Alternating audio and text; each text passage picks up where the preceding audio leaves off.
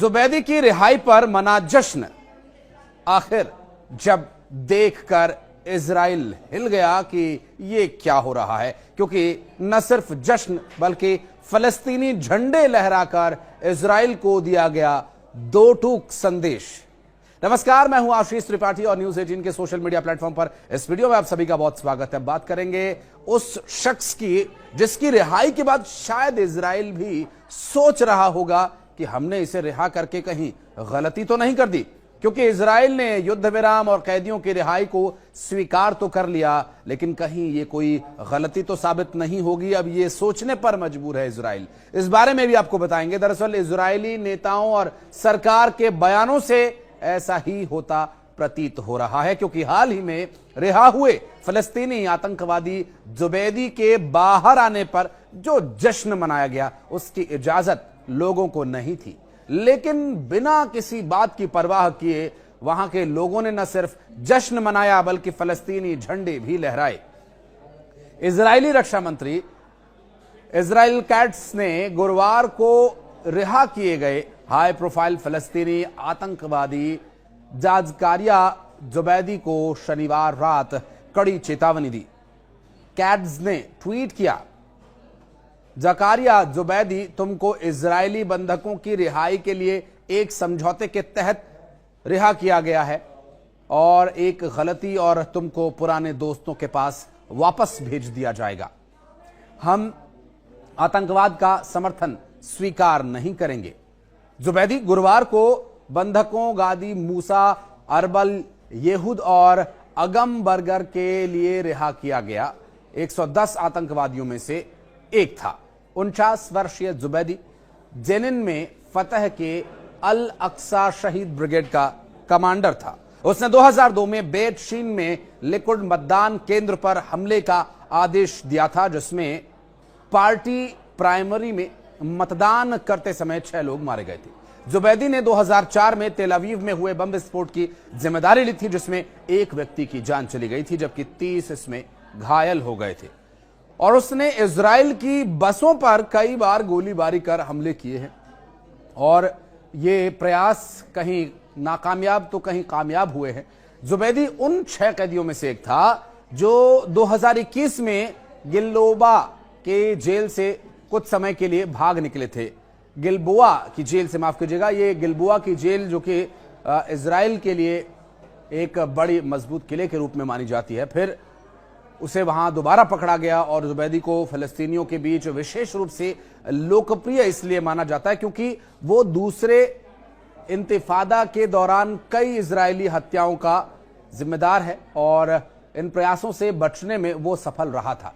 2011 के गिलाद शालिट एक्सचेंज में रिहा किए गए 1027 आतंकवादियों में से कई आतंकवादी फिर से आतंकवादी बन गए, जिनमें याह्या सिनवार भी शामिल है, जो 7 अक्टूबर के हमलों का मास्टरमाइंड बताया जा रहा है।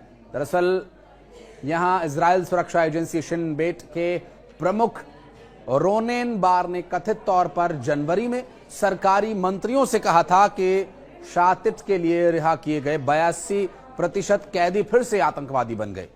युद्ध विराम के पहले चरण में इजराइल में कैद सैकड़ों फलस्तीनी आतंकवादियों के बदले 6 सप्ताह में कुल 3133 इजरायली बंधकों को रिहा किया जाना है और सटीक संख्या इस बात पर भी निर्भर करेगी कि कितने जीवित हैं।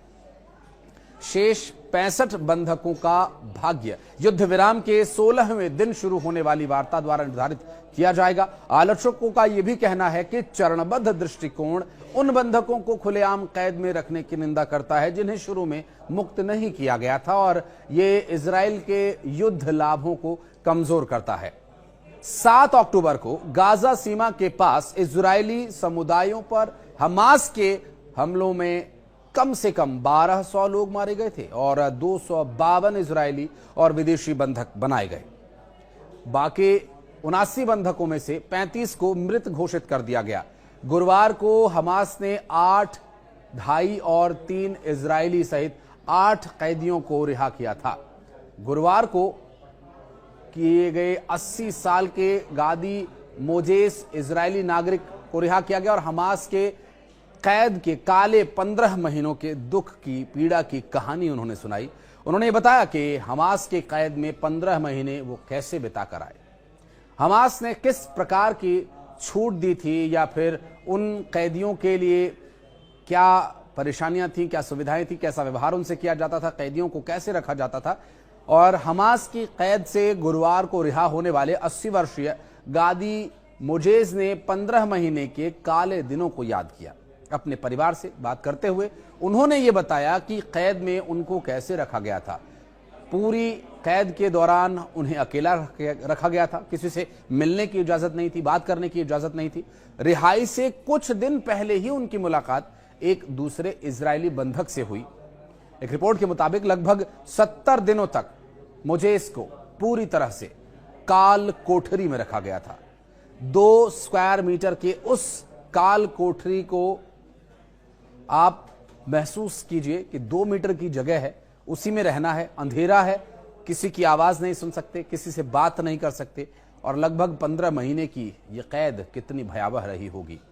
और इतना ही नहीं, युद्ध के दौरान उन्हें एक स्थान से दूसरे स्थान पर ट्रांसफर भी किया जाता था। अब यह ट्रांसफर प्रक्रिया के दौरान तो उनको सुखद लगता था कि चलिए नई जगह ले जाया जा रहा है, कुछ देर के लिए सही रोशनी देखने को मिलेगी, लेकिन उस जगह जाकर और ज्यादा बुरे हालात उनके साथ हो जाते थे।